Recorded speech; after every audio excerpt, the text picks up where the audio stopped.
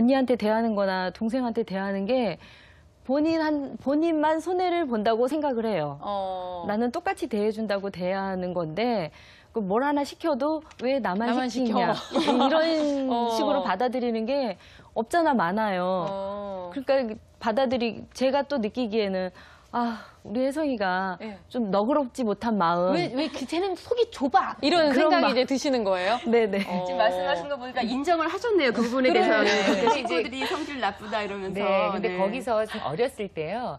언니가 좀 빨랐던 것 같아요. 혜성이는 근데 느린 아이는 아닌데 좀 신중하고 너무 좀 수행 속도가 좀 느린 건 좀 있었어요. 지능하고 상관없이요.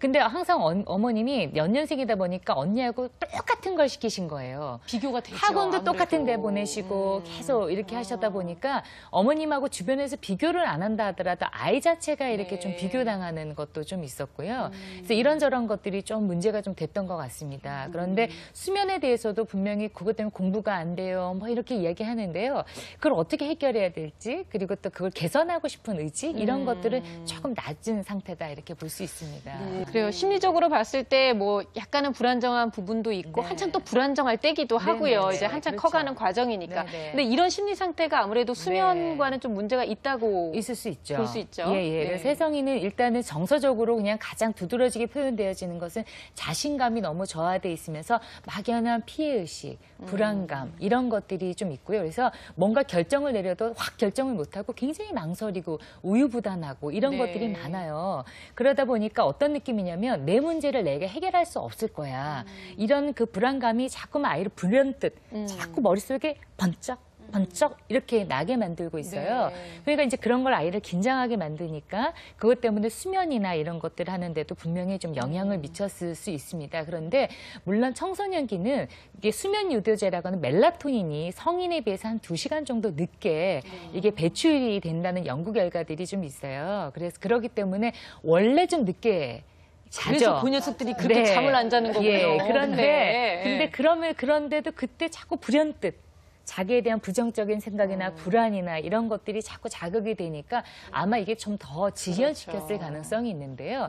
최근에 배드민턴 선수로 선발이 됐어요. 그래요. 자신감 회복에도 굉장히 또 도움이 되겠네요. 그래서 이제 근데 그것도 나 못하면 어떡하냐 막 불안해서 아이가 좀 힘들었는데 어쨌건 세정이는 운동을 하면 자기가 좀 도움이 된 것 같긴 하대요. 근데 그거는 뭐냐면 표현은 지금 잘 안 되잖아요. 근데 그게 분출될 수 있는 통로가 하나 만들어진 겁니다.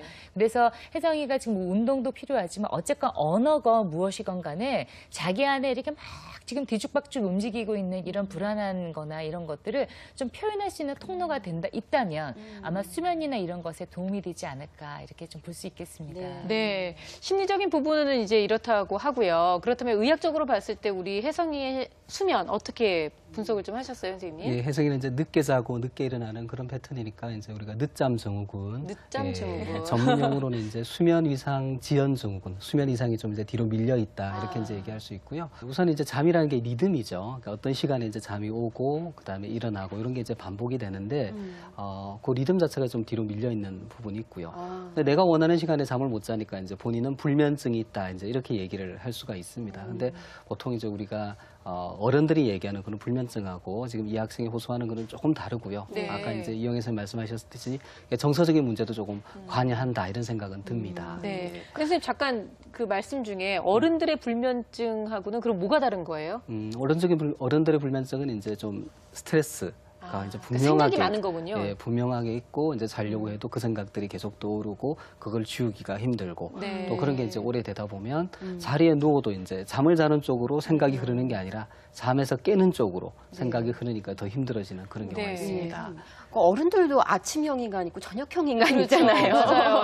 근데 그 혜성이 같은 경우도 그럼 약간 저녁형 인간에 가깝다고 볼 수 있나요? 그렇죠. 실제 이제 늦게 자는 사람 늦게까지 활동하니까 그게 이제 저녁형이죠. 그래서 우리 청소년들은 거의 다 저녁형이라고 보시면 돼요. 이런 경우고 또 하나 이제 우리가 알아야 될 거는 그 사람의 이제 어떤 하루 동안의 그 각성도의 패턴이 좀 다르다는 겁니다. 그래서 그러니까 그림을 보면서 이제 조금 설명을 해드리면 이게 이제 가로축이 이제 시각이고요. 이게 이제 각성도죠. 이게 높을수록 이제 더 정신이 또렷한 거죠. 예를 들어 우리가 이제 아침 6시쯤에 일어나면 뭐 한 8시에서 10시, 9시 이럴 때 이때 머리가 제일 맑잖아요. 그때 뭐 수학 시험도 있다 보고 그렇죠.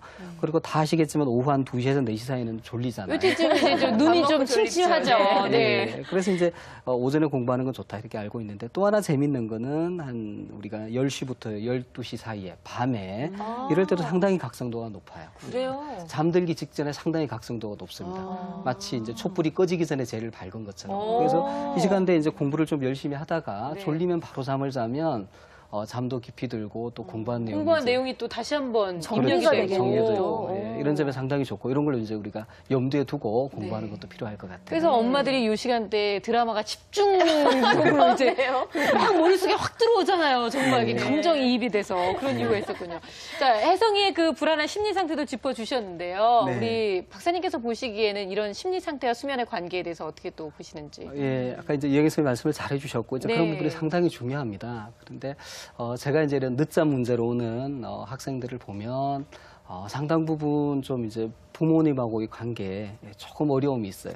다른 얘기로 하면 이제 우리가 아침에 일어나기 좀 힘들어도 어머니가 일어나라 그러면 이제 어머니 얘기를 잘 듣고 이런 애들은 금방 일어나겠죠, 힘들어도.